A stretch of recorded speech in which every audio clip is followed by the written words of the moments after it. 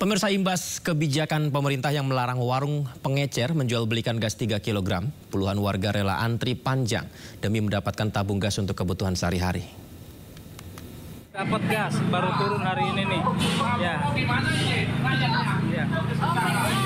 Ya. Oke gas, tapi nggak ada gas. Ya. Imbas kebijakan pemerintah yang melarang warung pengecer menjual belikan gas 3 kg, puluhan warga rela antre panjang demi mendapatkan tabung gas untuk kebutuhan sehari-hari. Tidak sedikit warga mengeluhkan dengan panjangnya antrean serta sedikitnya stok gas yang ada di agen penjual gas. KTP jangan lupa, KTP. Imbas kebijakan ini juga terdampak kepada pedagang kecil yang kesehariannya menggunakan gas 3 kg untuk memasak dagangannya.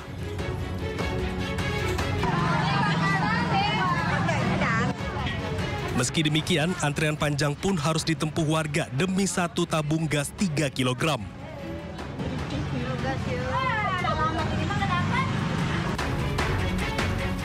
Antrean pembelian gas 3 kg tidak hanya di agen-agen resmi yang memiliki surat izin usaha atau nomor induk berusaha. Antrean juga terjadi di sebuah pangkalan SPBU Kedoya, Kebonjeruk, Jakarta. Warga sudah antre sejak subuh untuk mendapatkan 2 gas 3 kg. Untuk mendapatkan gas 3 kg, warga dibatasi hanya 2 tabung dengan syarat membawa KTP. Menurut warga, kondisi saat ini sangat menyulitkan mereka.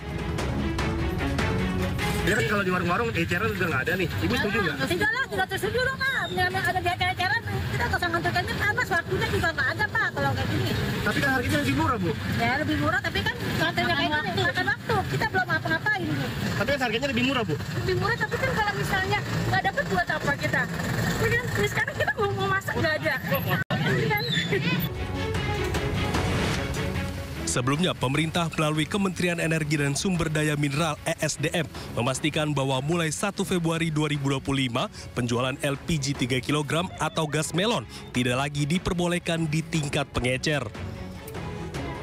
Kebijakan itu agar pendistribusian gas 3 kg lebih tepat sasaran dan mengurangi potensi penyelewengan subsidi. Pengecer itu ya justru kita jadikan pangkalan, itu ada formal untuk mereka mendaftarkan nomor induk berusaha terlebih dulu. Jadi ini kan seluruh Indonesia kan bisa, ini pendaftaran secara online. Ini juga seharusnya tidak ada kendala.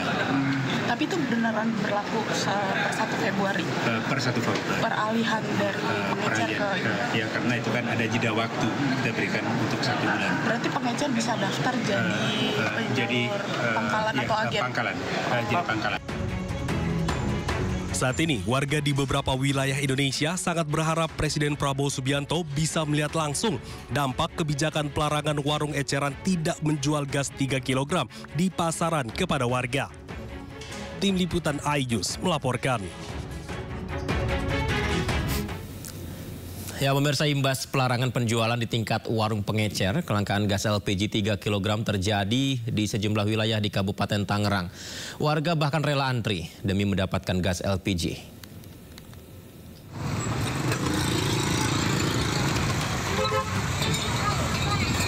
Antrian panjang warga terjadi di salah satu agen gas LPG 3 kg bersubsidi di wilayah Kota Bumi, Kecamatan Pasar Kemis, Kabupaten Tangerang, Banten, Minggu siang. Tidak hanya antrian panjang, warga juga harus mencari ke lokasi yang jauh dari rumah mereka. Meski beberapa tempat masih menyediakan gas LPG bersubsidi, namun agen menerapkan pembatasan pembelian. Warga mengeluhkan kelangkaan gas LPG 3 kg bersubsidi ini. Ibu udah nyari sampai mana aja Bu tadi? Udah nyampe Sepatan, sampai Kota Bumi, mau. Terus? Nggak ada. Ini kebutuhan gas ini buat rumah tangga Pak? Masak iya. Ya kan kalau nggak ada gas nggak bisa masak, ayo. Konter dari jam berapa Bu, kalau boleh tahu Bu? Pagi dari jam 6. Udah keliling-keliling. Warga pun berharap pemerintah pusat maupun daerah untuk segera mengambil tindakan kelangkaan gas LPG tersebut. Dari Kabupaten Tangerang, Banten, Aimarani iNews melaporkan. Kelangkaan gas 3 kg di kota Depok, Jawa Barat juga mulai dirasakan oleh para pelaku usaha. Mereka pun mulai mengeluh lantaran omsetnya menurun drastis. Sejumlah pedagang makanan seperti pedagang soto, pedagang toge goreng yang sering kita juga temui ya. Kalau Anda saksikan ini di Jalan Raya Cilangkap, Tapos, Kota Depok. Dan ketika kami tanya kepada mereka, para pedagang ini mulai mengeluhkan kelangkaan gas 3 kg yang sudah terjadi sejak 2 hari lalu. Menurut pedagang, kelangkaan gas 3 kg membuat omset mereka menurun, pemirsa. Para pedagang berharap kelangkaan gas 3 kg ini segera diatasi agar usahanya tidak gulung tikar. Itu kan karena udah nggak boleh diecek.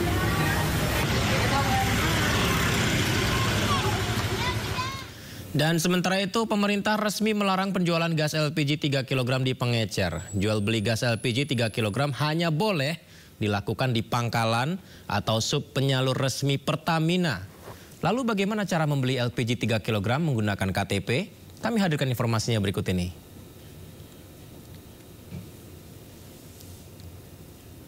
Satu, mendatangi pangkalan resmi Pertamina, kemudian menunjukkan KTP kepada petugas. Nanti petugas akan melakukan pengecekan apakah data konsumen sudah benar atau belum. Bila data sudah benar, konsumen dapat langsung membeli LPG 3 kg.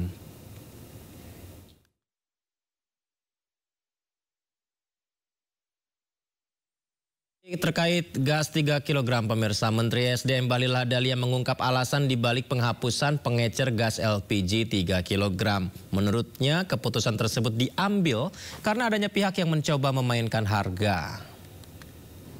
Laporan yang masuk ke kami itu kan ada yang memainkan harga. Ini jujur aja.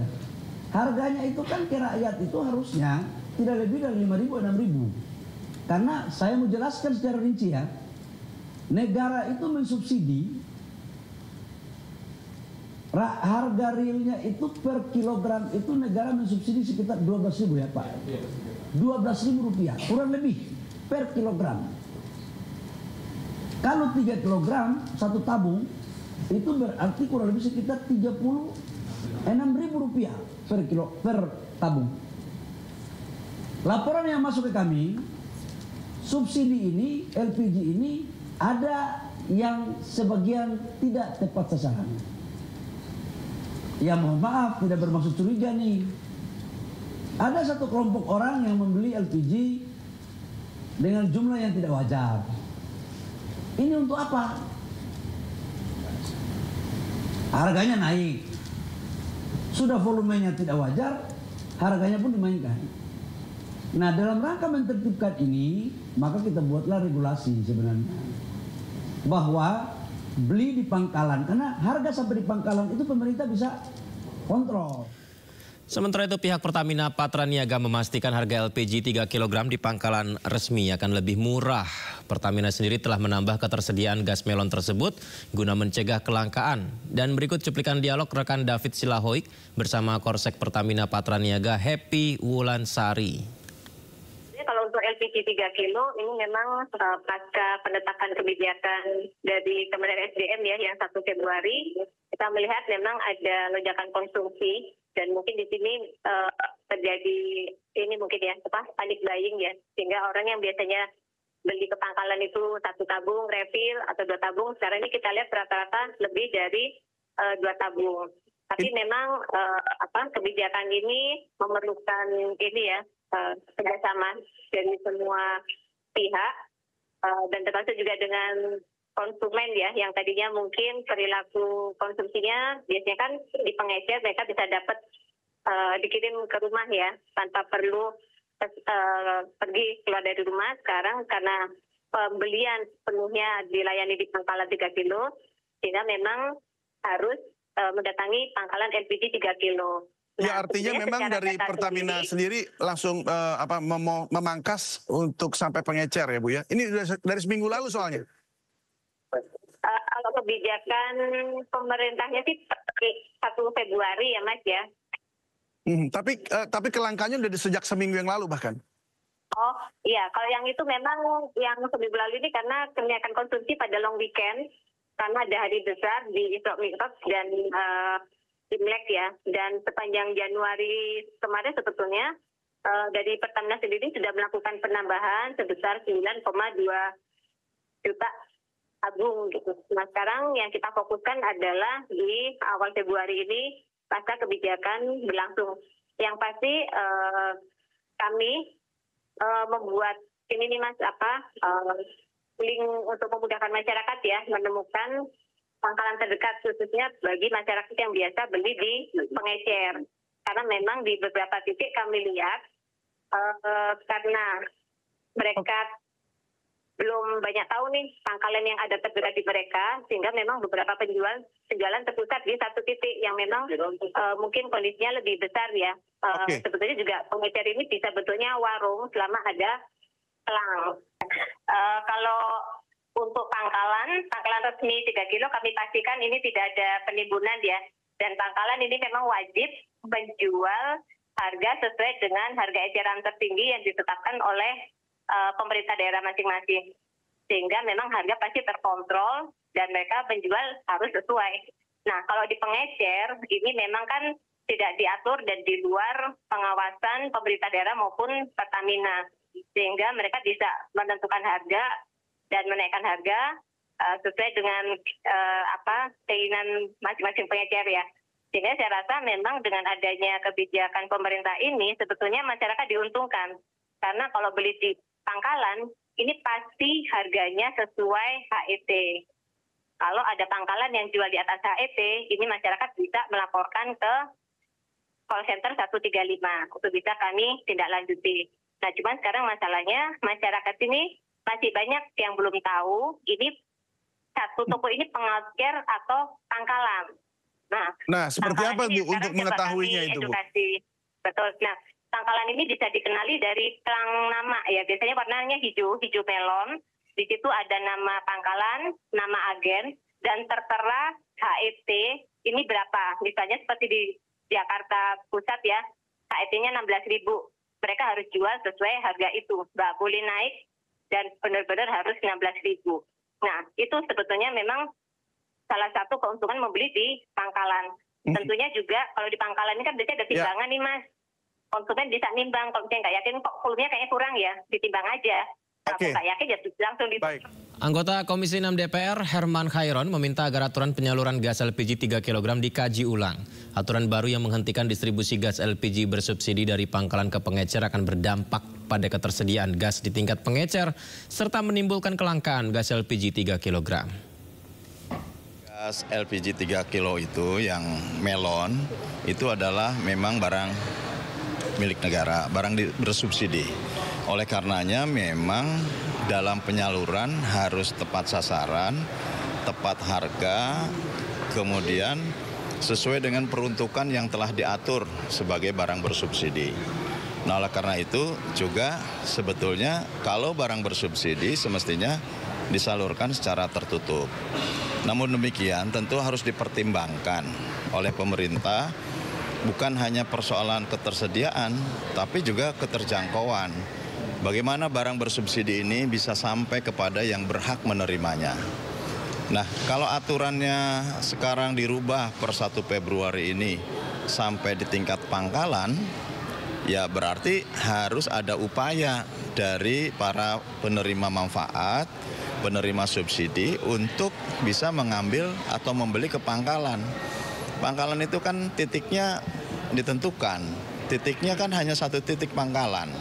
Nah, kalau satu titik pangkalan apakah bisa menjangkau ke desa, ke kampung? Nah, kalau tidak, berarti harus ada ongkos tambahan bagi para penerima subsidi ini untuk membeli sampai ke pangkalan. Menurut saya ini harus dikaji ulang ya. Karena yang salah kan bukan persoalan penyaluran sampai tingkat tingkat penerima dikarenakan oleh aturannya gitu ya. Misalkan aturannya harus sampai tingkat pangkalan, bukan. Tetapi ini kan oleh pelanggarannya gitu. Presiden Prabowo Subianto melakukan inspeksi mendadak ke kantor Kementerian Pertanian. Prabowo melakukan rapat mendadak dengan Menteri Pertanian Amran Sulaiman. Dalam kunjungannya ini, Presiden didampingi oleh Menteri Pertahanan Syafri Samsudin. Seperti yang kita saksikan ini pemirsa, Prabowo membahas harga pokok, pembelian gabah kering, dan juga membahas swasembada pangan. Prabowo menyatakan kedatangannya untuk berkoordinasi dan diingatkan betapa pentingnya swasembada pangan bagi bangsa Indonesia. Menurut Presiden, swasembada pangan adalah kedaulatan bangsa dan diharapkan semua pihak bekerja dengan tulus demi negara.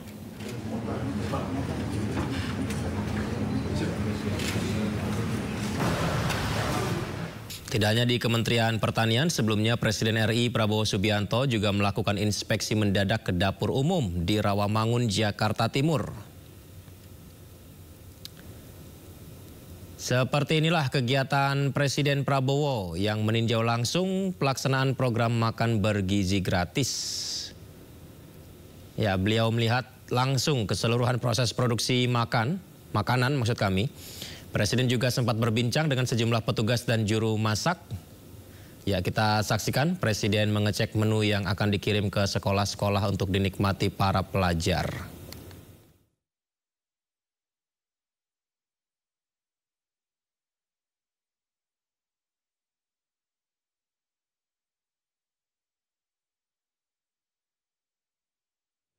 Pemirsa, Menteri Dalam Negeri Tito Karnavian mengungkapkan lebih dari 50% anggaran terdampak pemangkasan.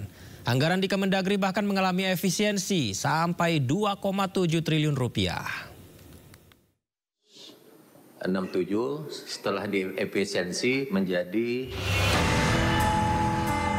Menteri Dalam Negeri Tito Karnavian menjalani rapat kerja bersama Komisi 2 DPR RI. Dalam rapat kerja disampaikan bahwa lebih dari 50% anggaran terdampak pemangkasan. Di Kementerian Dalam Negeri, efisiensinya adalah 2,7 triliun dari total semula pagu anggaran 4,7 triliun rupiah. Efisiensi lebih kurang mencapai 57,46%, sehingga sisa pagu Kemendagri sebesar 2 triliun lebih atau 42,54%. Kebijakan efisiensi ini sesuai instruksi Presiden Prabowo Subianto. Ada instruksi Presiden Republik Indonesia nomor 1 2005 tanggal 22 Januari tentang efisiensi belanja dalam pelaksanaan APBN dan APBD tahun anggaran 2025. Jadi APBN diperintahkan untuk melakukan efisiensi, demikian juga APBD. Khusus dan tidak lanjuti dengan lebih detail dengan surat Menteri Keuangan tanggal 24 Januari. Sesuai SK Menteri Keuangan, ada sejumlah item yang diefisiensikan, yaitu alat kantor 90%, seremonial 56%, rapat dan seminar 45%, kemudian kajian serta analisis 51,5%, diklat dan bimtek 29%, honor kegiatan dan jasa profesi 40%, serta belanja lainnya 59,1%. Presiden Prabowo meminta kementerian lembaga untuk efisien menggunakan anggaran hingga 256 triliun rupiah. Meski demikian tercatat masih ada sebanyak 17 kementerian dan lembaga negara yang tidak terkena pemangkasan anggaran. Kembali bahwa hal-hal di luar itu yang bersifat seremoni, upacara, merayakan ulang tahun ini, ulang tahun itu, hari ini, hari itu, kita tidak anggarkan. Penghematan anggaran diperlukan untuk membiayai program-program pemerintahan Prabowo Gibran, salah satunya untuk program makan bergizi gratis. Prabowo pun mengeluarkan instruksi Presiden nomor 1 tahun 2025. Perjalanan dinas dikurangi. Saya potong setengah. Dengan setengah kita bisa menghemat 20 triliun lebih. Kalau kita hitung 20 triliun, berapa puluh ribu sekolah, gedung sekolah bisa kita perbaiki. Menteri Keuangan Sri Mulyani pun mengeluarkan surat instruksi untuk pemangkasan anggaran kementerian. Meski efisiensi gencar dilakukan di sejumlah kementerian, namun pemerintah pastikan tidak akan menyentuh belanja pegawai maupun bantuan sosial atau bansos. Saat ini bahkan kami melakukan lagi adjustment agar makin tajam, sebagai penyesuaian anggaran di kementerian dan lembaga yang diinstruksikan oleh Bapak Presiden sedang berjalan. Tujuannya agar birokrasi makin efisien dan kegiatan serta penggunaan uang negara APBN betul-betul bisa langsung dinikmati masyarakat. Meski demikian, ada beberapa kementerian dan lembaga yang tidak kena pemangkasan anggaran. Tercatat ada 17 kementerian dan lembaga yang anggarannya tetap utuh, di antaranya Kementerian Koordinator Bidang Politik dan Keamanan dengan anggaran 268,2 miliar rupiah. Kementerian Pertahanan memiliki anggaran 166,2 triliun rupiah. Kementerian Ekonomi Kreatif, Badan Ekonomi Kreatif dengan anggaran 279,6 miliar rupiah. Majelis Permusyawaratan Rakyat atau MPR memiliki anggaran 969,2 miliar rupiah. Dewan Perwakilan Rakyat atau DPR dengan anggaran 6,6 triliun rupiah. Kepolisian Republik Indonesia dengan anggaran 126,6 triliun rupiah. Komisi Pemberantasan Korupsi atau KPK, anggaran 1,2 triliun rupiah. Badan Pemeriksa Keuangan BPK, anggaran 6,1 triliun rupiah. Mahkamah Agung, anggaran 12,6 triliun rupiah. Kejaksaan Republik Indonesia, 24,2 triliun rupiah. Badan Narkotika Nasional atau BNN memiliki anggaran 2,4 triliun rupiah. Badan Pengawas Keuangan dan Pembangunan atau BPKP memiliki anggaran 2,4 triliun rupiah. Bendahara Umum Negara pagu anggaran 1.932 triliun rupiah.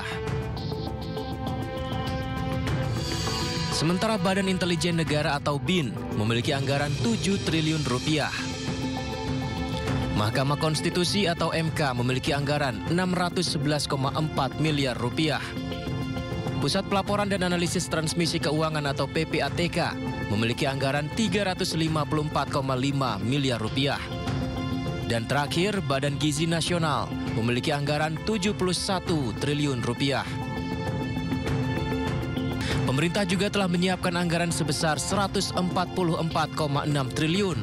Anggaran ini untuk memastikan ketahanan pangan nasional di tengah potensi gejolak pangan global pada 2025.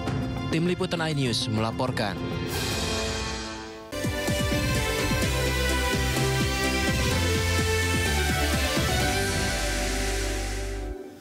Pemirsa, ribuan tenaga honorer menggelar demo di depan gedung MPR DPR. Para honorer menuntut pemerintah untuk menuntaskan database BKN yang hingga tahun 2025 tak kunjung juga dituntaskan. Ya, seperti inilah kegiatan aliansi honorer. Jadi mereka ini pemirsa melakukan unjuk rasa orasi di depan gedung DPR MPR. Masa mendesak pemerintah untuk segera menuntaskan data BKN atau data para honorer dengan status R2, R3. Karena tadi semulanya target selesai tahun 2024, tapi hingga 2025 sekarang tidak juga selesai. Para tenaga honorer menolak surat edaran Kemenpan RB nomor 16 tahun 2025 yang salah satu diktumnya menyebut gaji honorer sama dengan PPPK.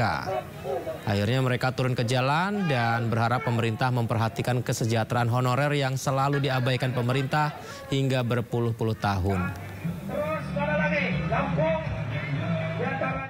Edaran Kemenpan RB nomor 16 tahun 2025, teman-teman honorer yang tidak tuntas itu diberikan janji P3K paruh waktu.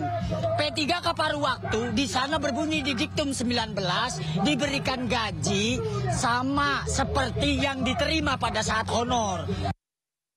Pemirsa, puluhan perwakilan dosen dari berbagai daerah di Sumatera Barat menggelar aksi di sekitar Silang Monas, Jakarta Pusat. Aksi ini dilakukan untuk menuntut tunjangan kinerja tahun 2020-2024 yang ternyata tidak cair.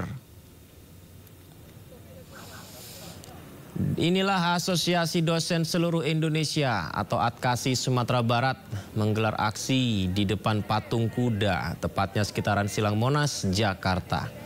Dosen-dosen ini menuntut terkait putusan pemerintah mengenai tukin dosen ASN yang tidak cair. Selain dari perwakilan dosen Sumbar, aksi ini juga diikuti dosen dari daerah lain, diantaranya Jawa Timur, Kepulauan Riau, Lampung, dan lain-lain. Para dosen ini berharap pemerintah mendengarkan tuntutan terkait tunjangan dosen ASN agar segera dipenuhi.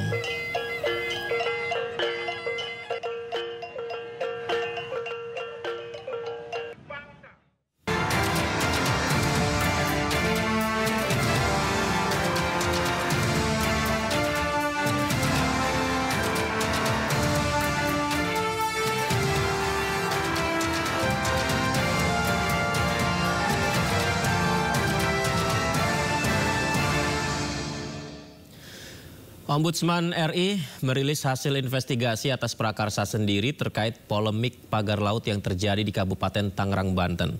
Temuan investigasi Ombudsman diantaranya terkait kerugian nelayan ternyata mencapai 24 miliar rupiah, penguasaan ruang laut hingga unsur pidana. Pemirsa, Ombudsman mendapatkan informasi 28 November dan 2 Desember 2024 terkait keberadaan pagar laut yang merugikan para nelayan dari sisi ekonomi. Laporan Ombudsman Provinsi Banten terkait investigasi sejak 19 Desember 2024 menyebut nelayan menderita kerugian nilainya fantastis hingga 24 miliar rupiah, pemirsa. Tidak hanya itu, Ombudsman juga menemukan indikasi ini adanya penguasaan ruang laut sampai 370 hektar di Kohot Tangerang. Ombudsman juga mendapati unsur pidana lain yakni pagar tidak berizin, potensi dampak lingkungan, mengganggu ketertiban umum, merugikan masyarakat, serta peredaran 2 surat yang diduga palsu.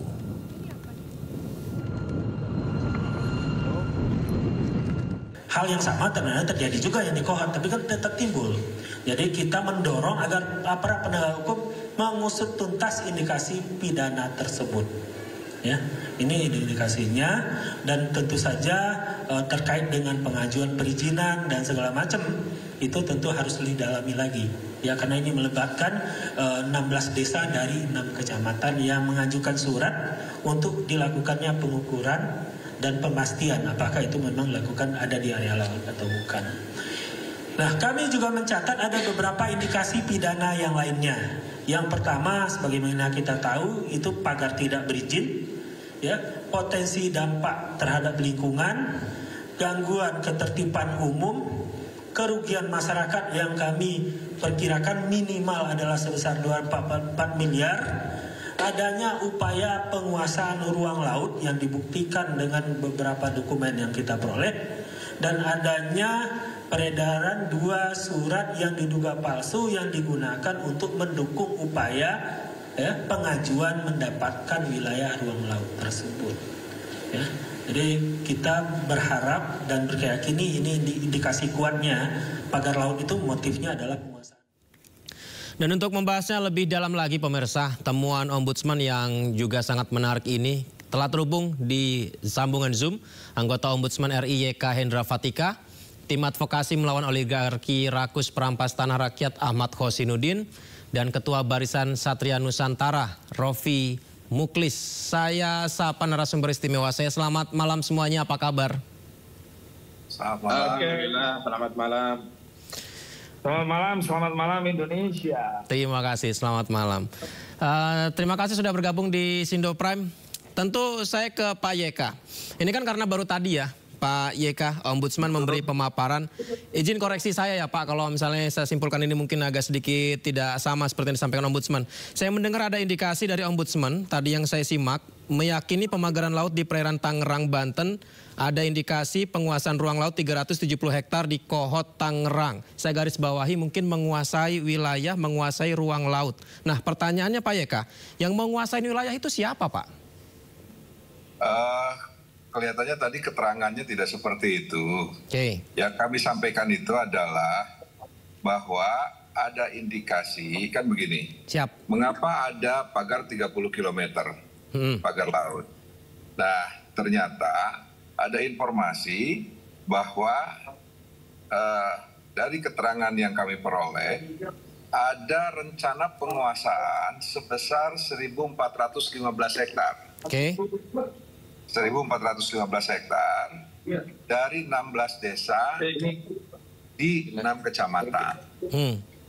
Itu. Nah, ini adalah dalam rangka begitu titik ini kami overlay dengan informasi dari BIG. Nah, ternyata itu persis sekali dengan adanya pagar laut itu, sehingga kami menduga bahwa pagar laut yang dibuat itu ada hubungannya dengan rencana sekali lagi ya, belum ada rencana penguasaan hak atas tanah di wilayah laut, gitu. Penemuan itu dilengkapi dengan dokumen-dokumen yang dikumpulkan Ombudsman kah, Pak? Jadi artinya apakah sudah ketahuan siapa yang indikasi dugaannya ke arah situ? Ya, betul. Berdasarkan ada surat permohonan informasi terkait batas yang seluas 1.415 hektar itu. Jadi ada sebuah perusahaan dan ada juga law firm yang memang meminta informasi terkait itu. Tetapi ini masih dalam tahap rencana gitu. Nah, tentunya sebuah kebetulan begitu dikonfirmasi titik-titik ini oleh BIG ini sama dengan yang pagar laut itu gitu. Pak Yeka, ini saya minta tolong diluruskan juga, Pak. Yang dilihat Ombudsman yang diselidiki tadi, apakah itu dalam satu wilayah PSN, proyek strategis nasional, Pak? Artinya apakah ada PT lain di dalam ruang PSN tersebut yang ternyata melakukan indikasi ke arah situ? Ya, begini. Kalau pagar laut itu sudah clear, itu di luar PSN. Di luar PSN. Sudah clear itu di luar PSN. Nah, jadi yang tadi rencana ya saya katakan rencana untuk penguasaan hak atas tanah di wilayah laut itu yang diajukan sebanyak 1.400 sekitar dari luasan lahan sekitar 1.415 hektar itu tentunya di luar wilayah PSN. Oke, baik. Nah, karena PSN itu adanya di darat, tidak di laut. Gitu.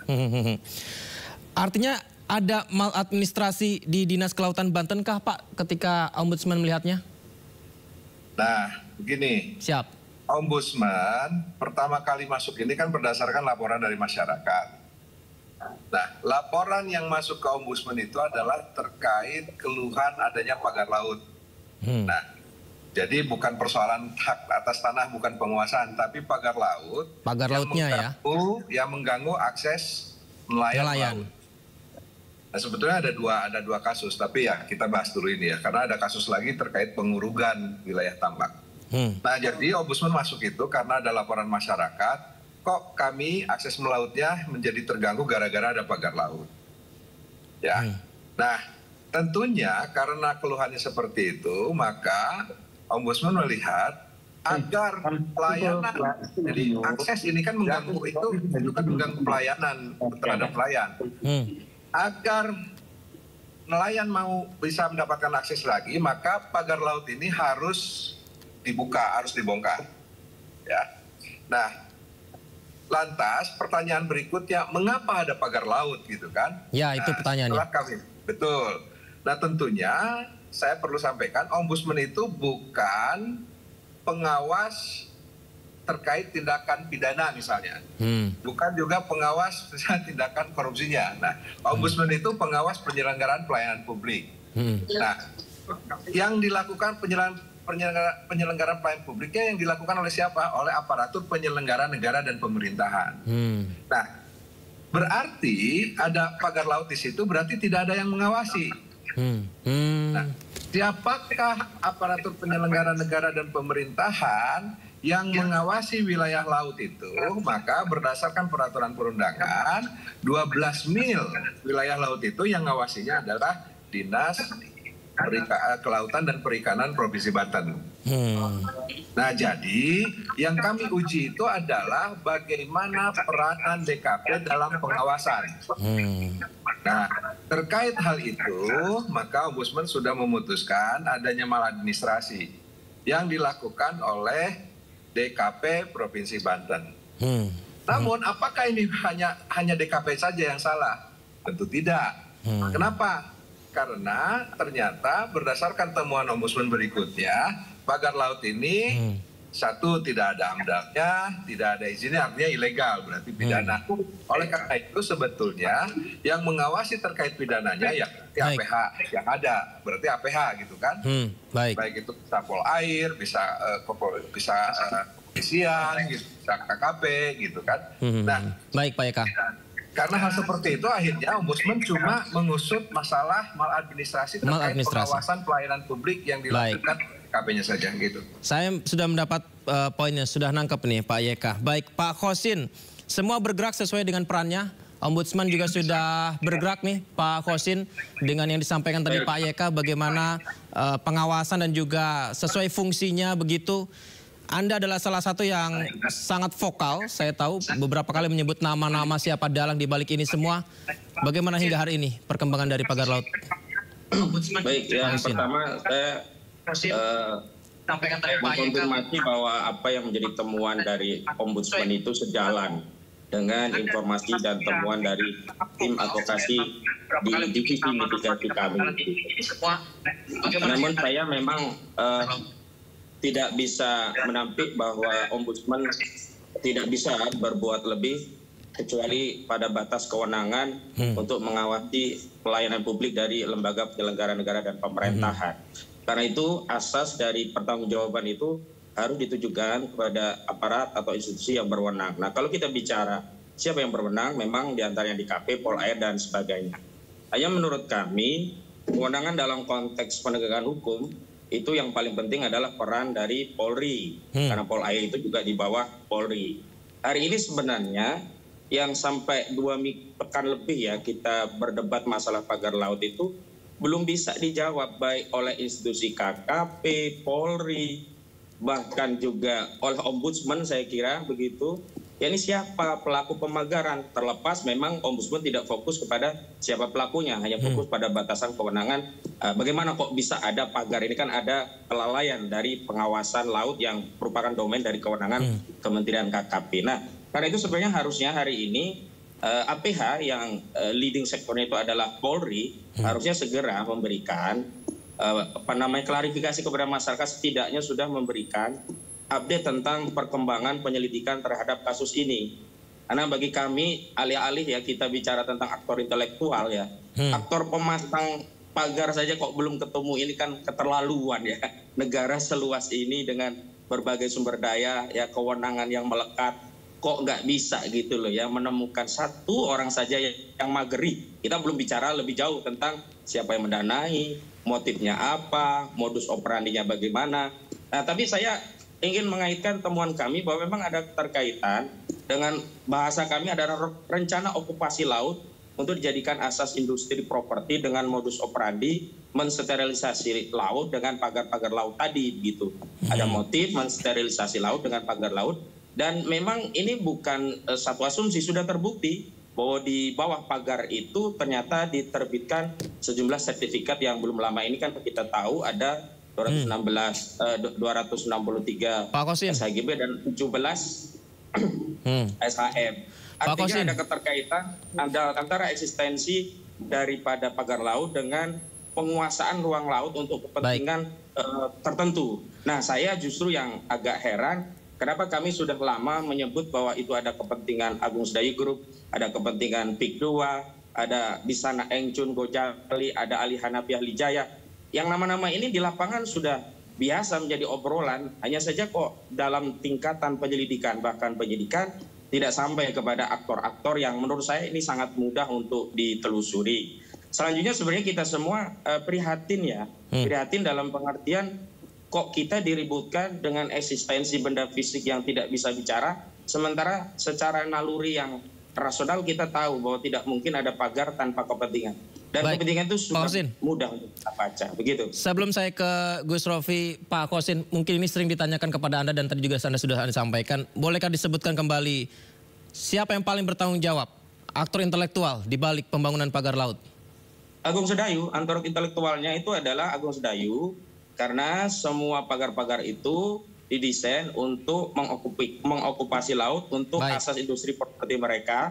Dan saya ingin tegaskan, memang rencana sertifikasi laut itu baru terjadi di Kokot, tapi bukan berarti Ya 1.400 tadi wilayah hektar tadi yang telah dipagari itu mengenai bukan berarti sertifikat nanti kita akan bahas lagi. Sertifikasi karena kami mendapatkan tindakan permulaan, maka di sana ada pasal-pasal yang bisa diterapkan kepada ini menarik Pak Kosin, mengenai sertifikat dan beberapa pasal yang disampaikan akan kita bahas lagi nanti Pak Kosin. Menarik sekali. Saya minta Gus Rofi untuk menanggapi apa yang disampaikan Pak Kosin. Sudah disebut nama dalangnya. Gus Rofi, mungkin audionya bisa dibuka, izin. Di mute Gus Rofi, bisa dibuka dulu audionya. Ya, kembali saya minta tanggapan Gus Rofi setelah tadi dipaparkan Pak Kosin, sangat jelas sekali disampaikan beliau dugaan indikasi siapa aktor intelektualnya. Tanggapannya Gus Rofi. Audionya masih di mute, bisa dibuka dulu Gus Rofi, izin.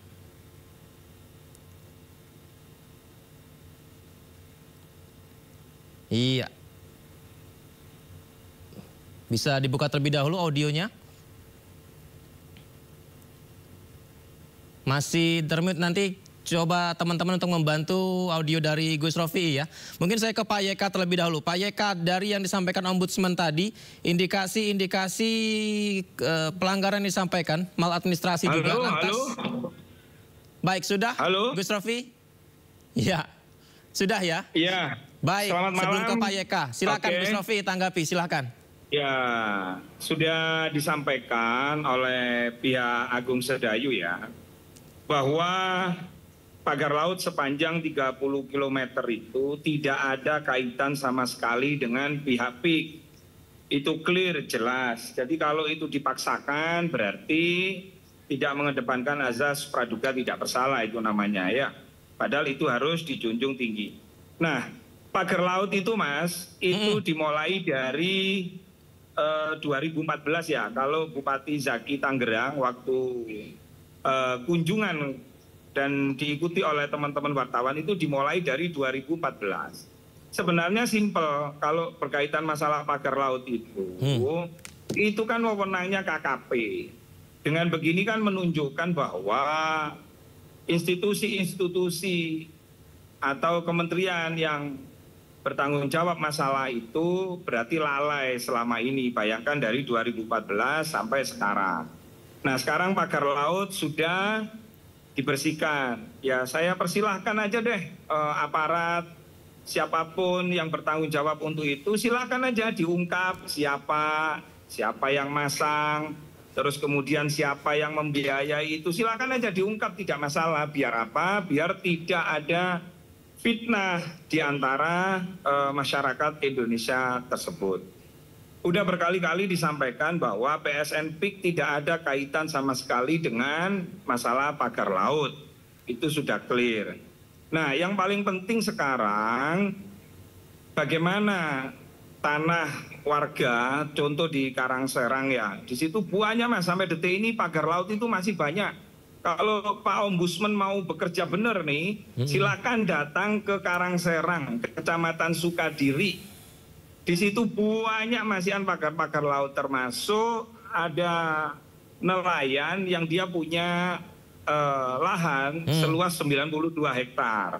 SPPT-nya 80 hektar, sertifikatnya juga ada, terus kemudian AJB juga ada. Itu dia saking kepingin tanahnya itu yang mengalami abrasi itu, supaya nggak dimiliki oleh orang lain, itu sampai dia membangun kayak pagar laut. Terus kemudian di atasnya itu ada kayak gubuk-gubuk itu, Mas. Itu jaraknya dari bibir pantai sampai ke depan itu kalau 100 meter itu ada 200 sampai 200 meter gitu loh. Jadi kalau memang mau tertibkan semua, tetapi negara harus hadir.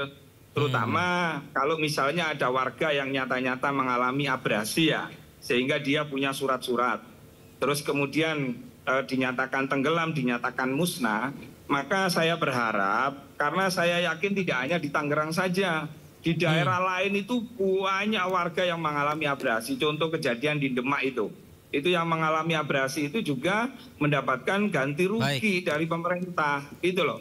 Nah, kalau urusan pagar laut ya silakan aja DKP, KKP, urusan pagar laut, urusan KKP, urusan SHGB itu urusannya BPN. Baik, Jadi Pak. silahkan, monggo silahkan mau ditempuh jalur hukum, silahkan dibongkar, wong itu sudah wewenang wilayahnya mereka gitu loh. Baik. Ya gitu ya. Pak. Mohon maaf saya langsung ke studio Trans 7 Baik, ini. saya ke ya. Pak Kosin.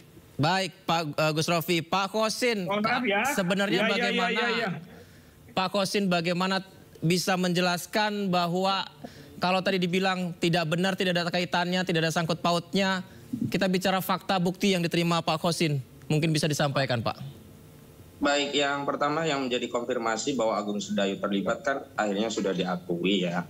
SHGB yang ada di lot itu adalah milik sejumlah anak usaha Agung Sedayu. Clear, itu diakui. Dan dari SHGB 263 itu 50 sudah dicabut, clear. Cuman tadi ketika ada narasi bahwa di situ dulu ada tanah terkena abrasi, tanah itu musnah. Di sini yang saya khawatir ini adalah bagian dari rencana untuk mereklamasi wilayah laut itu dengan dalih dulu itu adalah wilayah daratan terkena abrasi. Dan karena tanah itu menjadi tanah musnah, maka diberi hak untuk melakukan rekonstruksi atau reklamasi. Ini diatur secara rinci pada ketentuan pasal 66 PP nomor 18 tahun 2021. Artinya ketika Pak Nusron Wahid menyatakan bahwa tanah itu tanah musnah, kemudian dicabut, bukan berarti kita merasa lega. Karena apa? Rangkaian untuk melakukan proses rekonstruksi atau reklamasi sebagaimana diatur dalam ketentuan pasal 66 PP nomor 18 2021 itu diawali dengan deklarasi bahwa tanah itu musnah. Saya ingin tegaskan bahwa tidak ada tanah musnah. Tidak ada tanah musnah. Tidak ada tanah itu di atas laut karena begini, sebagai satu bukti faktual di Desa Kohot itu ada Kali Cisadane yang hulu sungainya dari Bogor. Di sekitar Kali Cisadane itu ada muara ke laut itu justru yang ada adalah tumpukan sedimen material lumpur tanah dari hulu ke hilir yang justru menambah wilayah daratan. Jadi tidak ada tanah musnah ya? Dan menurut citra satelit Google Earth ya, Google Earth itu pagar itu baru muncul di 2022. Jadi sejalan dengan PP 18 2021. Dan kemudian proses SHGB dan juga SHM yang timbul itu juga di periode 2022 sampai 2023. Jadi desainnya bisa kita baca secara jelas ini adalah prakondisi untuk menguasai ruang laut untuk dijadikan asas membangun industri properti. Siapa yang akan bangun? Agung Sedayu. Apa? Perluasan PIK 2 dengan narasi bahwa itu adalah bagian dari PSN. Karena memang benar tadi dikatakan ini bukan wilayah PSN, karena PSN itu kan hanya di 1.755 hektar. Baik. Hanya memang narasi PSN itulah yang dijual ke sejumlah daratan dan lautan yang digunakan untuk mengokupasi sejumlah lahan. Nah, kalau di daratan lebih parah lagi kasusnya. Begitu. Baik Pak Kosin, Pak YK, kita simak dulu supaya lebih lengkap dialog kita keterangan Presiden Direktur Agung Sedayu Group Nono Sampono terkait kepemilikan sertifikat hak guna bangunan berikut ini. Kami memiliki sertifikat hak guna bangun. HGB ya? Iya kan? Iya, hak guna bangun anak perusahaannya dari... dasar daripada SG. itu adalah kita beli. Dari rakyat, masyarakat yang sudah punya sertifikat hak milik. Dan sertifikat hak milik ini telah memiliki alas hak yang namanya girik. Dan itu terdaftar di desa. Apalagi diberikan SHM, artinya pihak Badan Pertanahan daerah pun mengakuinya dan memberikan itu. Dan jangan lupa ada persyaratan untuk mendapatkan hak guna bangun. Yang pertama izin lokasi. Tapi itu laut masalahnya. Iya, bisa terjadi. Jadi, masa hak guna bangun di laut? Nanti saya jelaskan dulu. Jadi dasar daripada itu adalah izin lokasi yang dulunya izin lokasi sekarang sudah berubah nama jadi PKKPR. Apa itu? Ya saya baca, maaf saya baca biar nggak salah. PKKPR itu persetujuan kesesuaian kegiatan pemanfaatan ruang. Nah, itu izin lokasi sudah berubah menjadi nama itu. Yang kedua adalah RT RW dari pemerintah daerah. Ya, apakah kabupaten atau provinsi.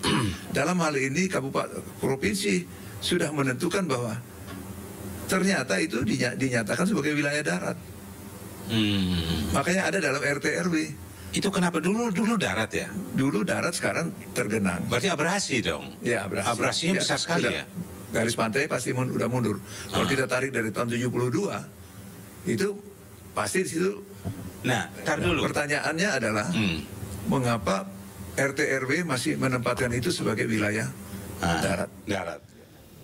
Baik, Pak YK, apa yang disampaikan dari Direktur Agung Sedayu tadi, saya tertarik untuk bertanya tentang persetujuan persesuaian pemanfaatan ruang yang sebelumnya izin lokasinya berubah menjadi hal itu. Nah, ini apakah juga bisa diselidiki oleh Ombudsman? Nanti dijawab Pak setelah jeda.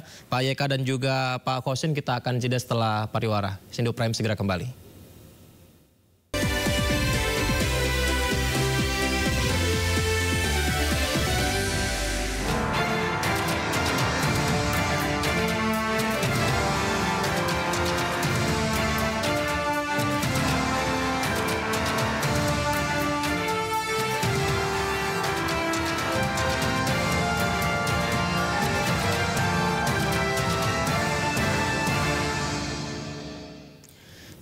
Dan kita lanjutkan dialog kita di Sindo Prime, Pak YK dan juga Pak Khosin. Pak YK, tadi kita sama-sama dengar Direktur Agung Sedayu menyampaikan bahwa mengapa ada sertifikat di laut karena izin lokasi berubah jadi persetujuan persesuaian pemanfaatan ruang yang kalau saya simpulkan dari dialog tadi itu sudah mendapat izin dari pemerintah kabupaten atau provinsi yang menentukan sudah dinyatakan itu wilayah darat. Nah, ini apakah salah satu, saya nggak tahu ya, apakah maladministrasi kah atau memang sudah sejalan ke aturannya disepakati, Pak YK?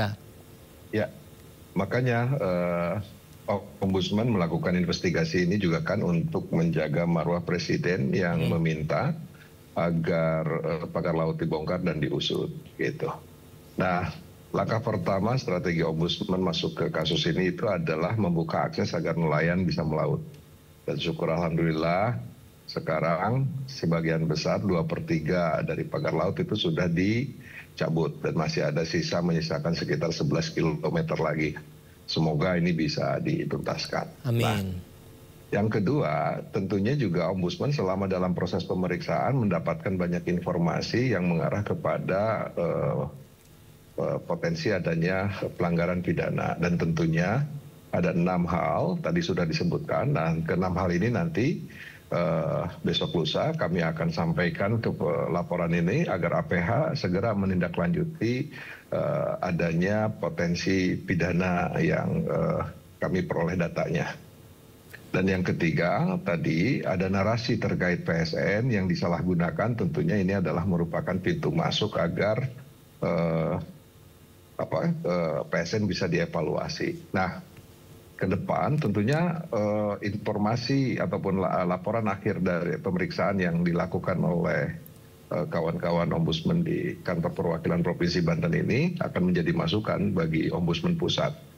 Apakah akan ditindaklanjuti melalui investigasi susulan, misalnya terkait dengan prosedur penetapan HGB yang tadi disampaikan, ataupun juga termasuk misalnya saja yang tadi misalnya mengevaluasi, boleh memang berdasarkan RT/RW, tapi jangan lupa banyak sekali juga prosedur RT/RW itu dilakukan secara cacat hukum juga gitu kan, cacat prosedural juga.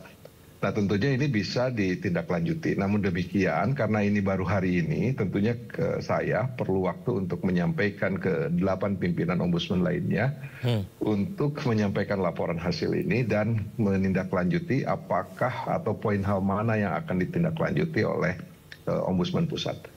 Mungkin itu yang bisa saya sampaikan sementara ini. Baik, Pak YK, entah ini pas apa enggak ya pertanyaannya ke Pak YK. Mungkin saya mewakili publik nih Pak YK, karena yang kita juga ingin tunggu, belakangan kan banyak yang disampaikan bahwa ini adalah wilayah yang tadinya darat, kemudian sekarang jadi laut, dan sertifikatnya juga sudah ada aturannya dari pemerintah. Nah, apakah Ombudsman punya kewenangan untuk melihat sebenarnya apakah memang benar ada aturannya, dan apakah memang benar itu adalah wilayah yang tadinya darat? Untuk memastikan apakah itu wilayah darat, terus prosedur penerbitan HGB-nya itu sudah tepat atau tidak, tentunya ini sangat mungkin dilakukan. Ombudsman juga memiliki kompetensi untuk menentukan seperti itu. Tetapi itu nggak bisa saya jawab sekarang karena kami kemarin dalam mengumpulkan informasi belum masuk ke isu tersebut. Jadi target kami yang penting nelayan dulu deh bisa berakses memiliki akses ke laut lagi. Nah, untuk berikutnya nanti kami akan diskusikan dan akan disampaikan dengan kawan-kawan pimpinan Ombudsman lainnya kira-kira ke depannya Ombudsman menindaklanjuti kasus ini, dan dalam rangka menegakkan marwah perintah Presiden untuk mengusut, ya kira-kira Ombudsman bisa berperan di dalam hal apa. Nah, itu mungkin bisa kami sampaikan 1 atau 2 minggu ke depan. Baik. Pak Yeka, ini mungkin bisa menjadi data tambahan mungkin saja ya untuk Ombudsman ya. Pak Khosin yang sering menyampaikan hal ini bahwa yakin bahwa ini adalah banyak pelanggaran di sini. Tolong berikan data baru ataupun keyakinan kepada Ombudsman bahwa benarkah ini adalah tanah yang dulunya darat sehingga sekarang abrasi jadi laut, atau memang ini sebenarnya hanya manipulasi saja? Ini hanyalah laut dari dulu, Pak Khosin. Itu ngarang aja, itu cuman legenda itu dongeng itu. Dongeng yang kemudian coba dilegitimasi dengan PP 18/2001, itu tingkat daerah nanti dilegitimasi dengan merubah rencana tata ruang dan wilayah di wilayah laut itu, kemudian ditetapkan seolah-olah dulu daratan. Ini adalah kejahatan yang sifatnya terstruktur, sistematis dan masif. Karena itu memang kasihan kalau kawan-kawan dari Ombudsman yang dipaksa untuk masuk ke ruang itu, dan ini harusnya kompetensi Bareskrim. Bareskrim itu punya banyak kewenangan, semua undang-undang bisa disidik oleh Bareskrim. Nah, yang heran adalah sampai hari ini kok nggak ada perkembangan apa yang dari Bareskrim. Coba kita lihat, Kejaksaan Agung saja itu hanya fokus ke tipikornya. Di tipikor Kejaksaan Agung saja belum sampai memanggil Arsin, baru ada surat permintaan dokumen. Ini aneh, karena menurut kami biasanya aparat penegak hukum itu memanggil orangnya, baru kalau ada dokumen yang berkaitan diminta sekalian. Ini tidak. Tindakan permulaan hanya meminta dokumen. Harusnya kan sekaligus dengan si Arsin. Nah, sekarang keburu kabur si Arsin, nggak tahu itu sama hammernya atau apa itu, Rubiconnya itu. Ini kan ya, kita ini rakyat kecil ini kan punya logika yang mudah untuk mencerna. Ini aparat penegak hukum ini apa sedang memberikan waktu agar penjahat lari dulu, baru nanti dia menembakkan tembakannya. Ya kalau nanti penjahat sudah lari mau ditembak 1000 tembakan ya nggak ada korban gitu. Nah, justru saya melihat ada desain besar untuk melokalisir kasus dan membuat exit strategi agar ya orang yang bertanggung jawab ini tidak kena. Nah, dicarikan korban, dicarikan tumbal. Dan saya menduga kuat Arsin itu salah satu calon tumbal dalam kasus pagar laut ini begitu. Karena setidaknya dia yang paling kelihatan pasang badan, jadi mudah juga. Nah, cuman kita masyarakat jangan mau kalau itu dilakukan dianggap sebuah prestasi besar. Tidak. Karena ini ada ancaman terhadap kedaulatan negara, ancaman terhadap ruang hidup di laut bagi nelayan, dan ancaman bagi kita sebagai negara atas entitas otoritas dari negara jangan sampai dikendalikan oleh entitas yang lain. Begitu. Baik, baik. Ya, ini karena mumpung ada Ombudsman Pak Yeka, jadi ya semoga tidak terlalu membebani berlebihan ya Pak Yeka ya, karena memang publik sangat menantikan sekali. Kan memang sangat menantikan sekali perkembangan dari pagar laut ini. Jadi tadi yang konferensi pers Ombudsman sangat ditunggu Pak Yeka. Baik Pak Yeka, Pak Khosin, terima kasih. Saya berharap APH segeralah masuk ke kasus ini gitu kan. Jangan membuat bahan tertawaan publik lah gitu. Oke, digaris bawahi ya. Jangan membuat ketertawaan publik. Terima kasih Pak Yeka, Pak Khosin sudah bergabung. Selamat malam. Assalamualaikum. Waalaikumsalam warahmatullahi wabarakatuh. Ya pemirsa, tadi kita simak dari Ombudsman, ternyata selain Ombudsman, Kejaksaan Agung juga sudah mulai selidiki dugaan korupsi penerbitan SHGB dan SHM terkait pagar laut Tangerang. Bahkan polisi juga menyiapkan sejumlah pasal untuk menjerat pelaku. Mengikuti ya secara seksama bagaimana perkembangan di lapangan terkait dengan penanganan masalah ini ya. Tentu kita mendahulukan lembaga-lembaga yang menjadi leading sektor atau yang berkompeten terkait dengan administrasi dan seterusnya.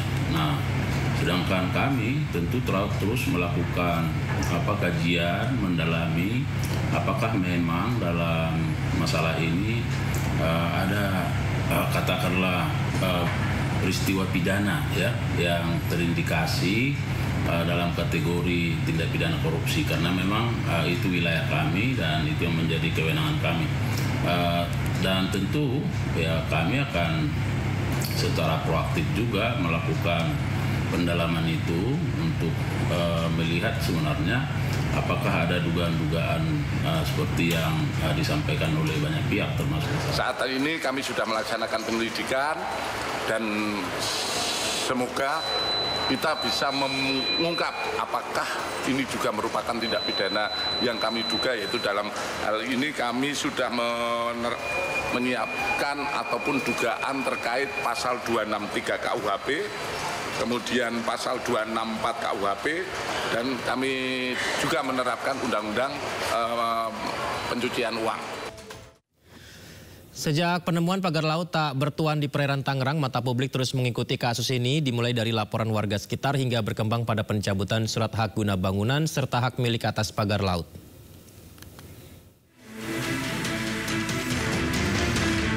Polemik pagar laut sepanjang 30 km lebih di perairan Tangerang, Banten terus berlarut.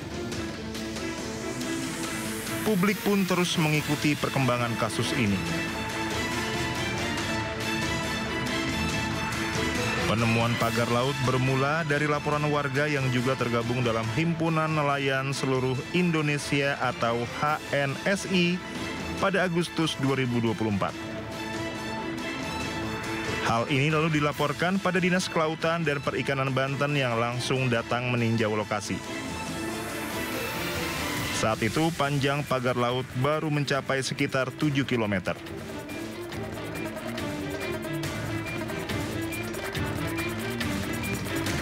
Awal September 2024, tim DKP Banten kembali melakukan investigasi bersama Direktorat Jenderal Pengawasan Sumber Daya Kelautan dan Perikanan KKP dan Polisi Khusus.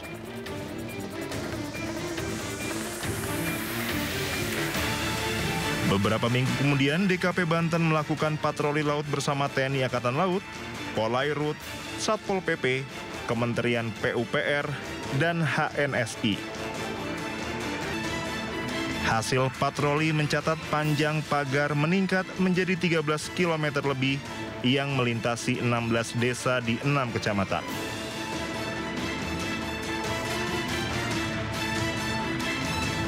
Awal Januari 2025, KKP memutuskan menyegel pagar misterius yang sudah berkembang menjadi lebih dari 30 km. Langkah tegas ini diambil menyusul adanya instruksi Presiden Prabowo Subianto yang meminta KKP hadir dan menangani kasus yang telah meresahkan masyarakat.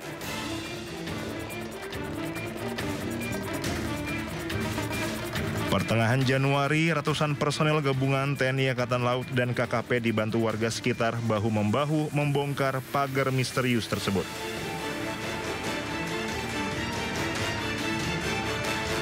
Akhir Januari, Menteri ATR Kepala BPN Nusron Wahid menyatakan pihaknya telah membatalkan 50 sertifikat hak guna bangunan dan hak milik yang terbit di pagar laut tersebut.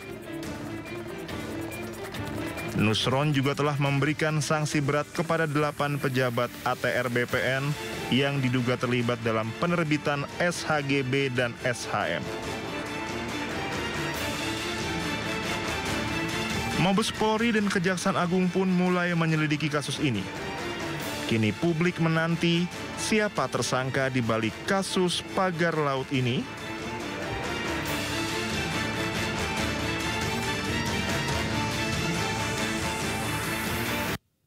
Polemik pagar laut terus bergulir hingga kini. Terbitnya sertifikat HGB di kawasan pagar laut Tangerang membuat Kades Kohot Harsin Bintarsin menjadi pihak yang paling dicari. Lalu benarkah alasan penerbitan sertifikat HGB pagar laut karena kawasan tersebut sebelumnya merupakan kawasan tambak?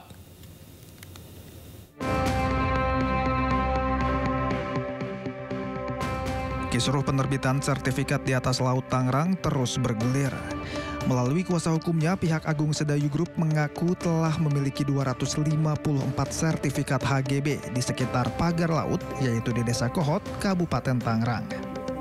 Menurut Muanas Alaidin, pada 2023 Agung Sedayu melalui anak perusahaannya, PT Intan Agung dan PT Cahaya Inti Sentosa membeli sertifikat hak milik tersebut dari warga yang kemudian diubah menjadi HGB dengan mengikuti peta tata ruang. Sebagaimana pernyataan Pak Menteri, dasarnya SHM ini terbit karena ada girik yang dibuat tahun 82. Ya kan? Girik yang ada tahun 82. Nah, kemudian ditransaksikan kepada kita, dikoordinasikan, kita bayar pajak, kita beli dari rakyat. Pengakuan pihak Agung Sedayu yang membeli sertifikat dari rakyat di Desa Kohot tentu menimbulkan pertanyaan. Mengapa mereka nekat membeli sertifikat yang fakta di lapangan tidak lagi berbentuk daratan?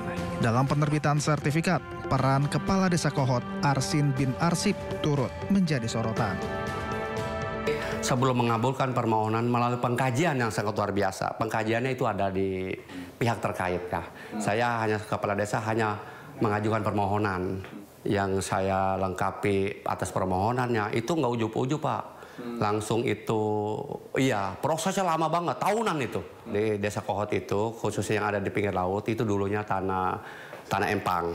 Itu memang abrasi dan sangat luar biasa abrasinya.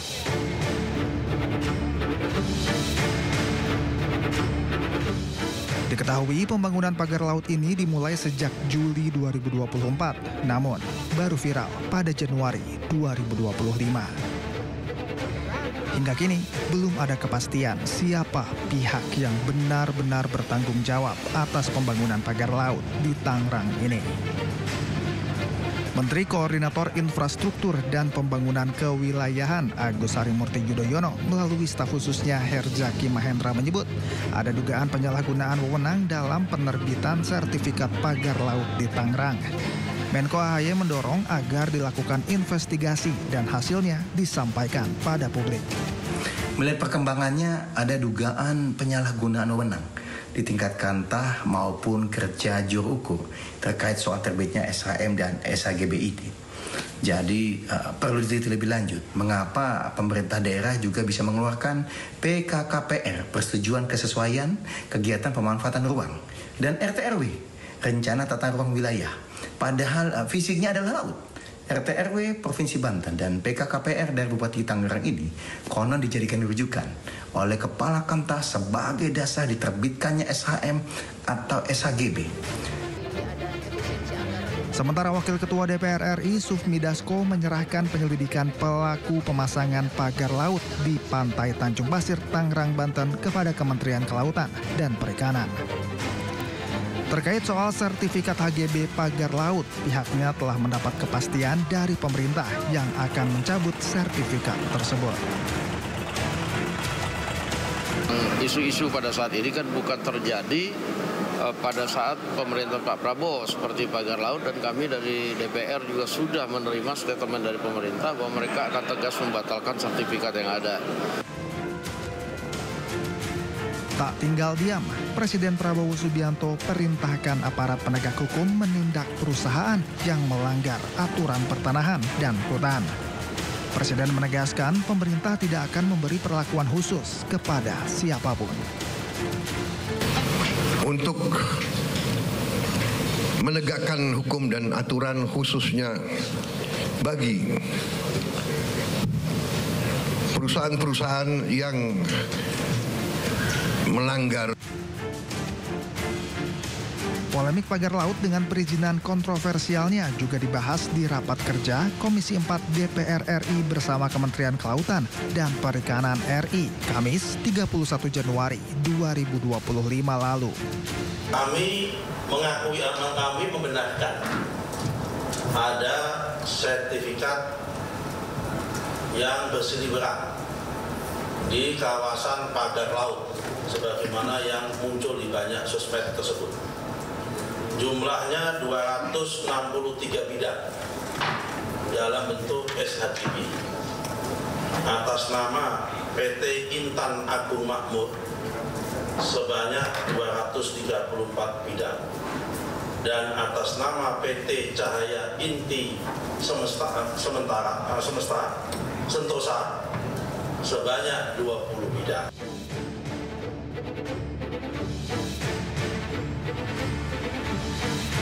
Namun, tanpa adanya kesesuaian kegiatan pemanfaatan ruang laut atau KKPRL, maka setiap pembangunan akan dianggap ilegal dan akan dikenakan sanksi. Apalagi jika ada sertifikat di dasar laut, maka dipastikan ilegal. Ya, secara yuridis kan harus ada yang mengakui siapa yang punya dan seterusnya dan seterusnya dan seterusnya. Tadi Saya mendapatkan press conference juga dari Menteri ATR BPN bahwa sudah ada sertifikat yang ada di dalam laut. Saya perlu sampaikan kalau di dasar laut itu tidak boleh ada sertifikat. Jadi itu sudah jelas ilegal juga.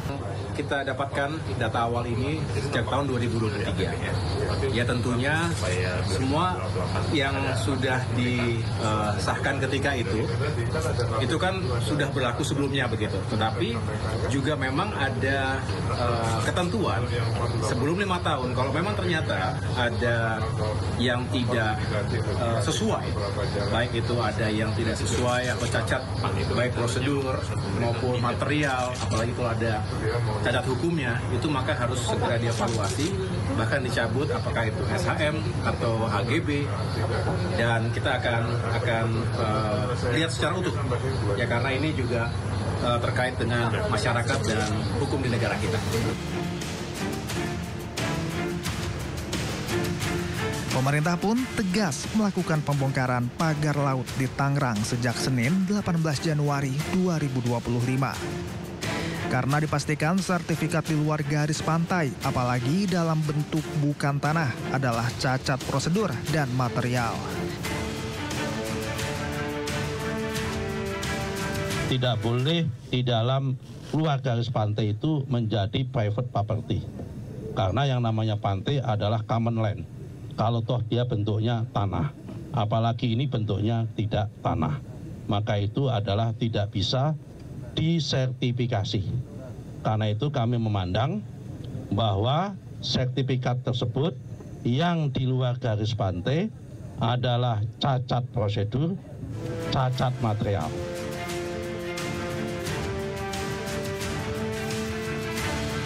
Pembongkaran pun melibatkan TNI Angkatan Laut, Kementerian Kelautan dan Perikanan, serta ribuan nelayan setempat. Tim Liputan, iNews melaporkan. Kita ke Italia, pemirsa. Presiden kelima Republik Indonesia Megawati Soekarno Putri memenuhi undangan Lembaga Kemanusiaan Unbroken Kids Alliance. Lembaga kemanusiaan ini berfokus pada perlindungan dan pemberian bantuan untuk anak dan petugas medis yang menjadi korban perang.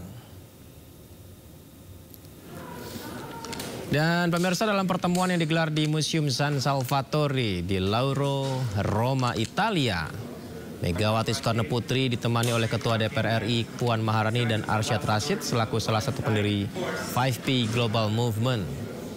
Kehadiran Megawati ini merupakan bentuk dukungan Presiden kelima RI terhadap nasib anak-anak di zona perang.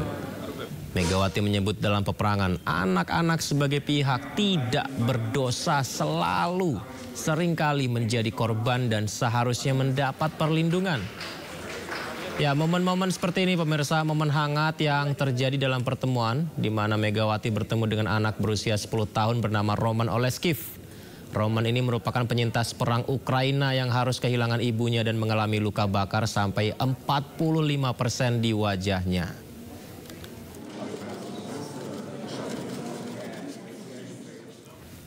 Kita ke sepak bola. Calon striker timnas Indonesia Ole Romeni menjalani sumpah WNI sebagai salah satu syarat memperkuat timnas.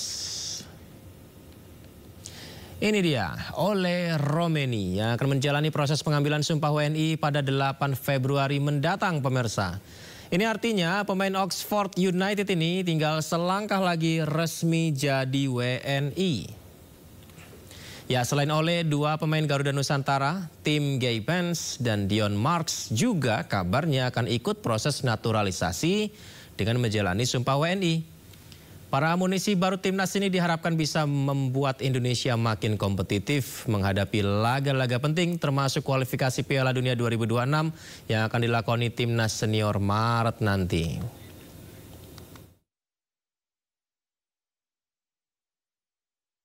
Pemberdayaan atlet Dion Marks dan Tim Gay-Pence dalam jangka pendek di bawah 5 tahun diperlukan untuk AFC U20 Asian Cup 2025, FIFA U20 World Cup 2025, SEA Games 2025, AFC U23 Asian Cup, Saudi Arabia 2026, dan Asian Games 2026 dan Asian Cup Saudi Arabia 2027. Sedangkan untuk target jangka panjang di atas 5 tahun termasuk Ole Romeni adalah untuk lolos kualifikasi Piala Dunia 2030 pada tahun 2028, 2029 dan lolos Piala Dunia 2030 dan peringkat 50 besar. Pemirsa, usai sudah Sindo Prime hari ini, jangan lupa Anda bisa mendapatkan informasi terkini dan terbaru melalui portal yang menghadirkan berita daerah, berita nasional dan internasional di sindonews.com. Saya Yudi Handoyo pamit undur diri pemirsa. Sehat selalu untuk Anda. Sampai jumpa.